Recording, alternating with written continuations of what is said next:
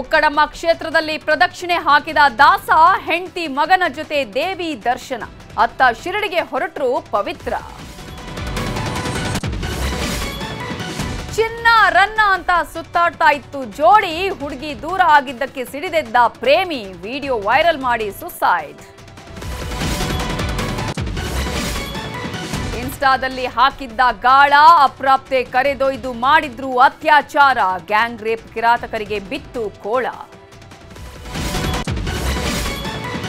ವಾರ ದೂರಿಗೆ ಸರಿಗಮ ವಿಜಿ ಪಯಣ. ಬಹು ಅಂಗಾಂಗ ವೈಫಲ್ಯದಿಂದ ನಿಧನ. ಅಗಲಿದ ಹಿರಿಯ ನಟನಿಗೆ ಗಣ್ಯರ ನಮನ.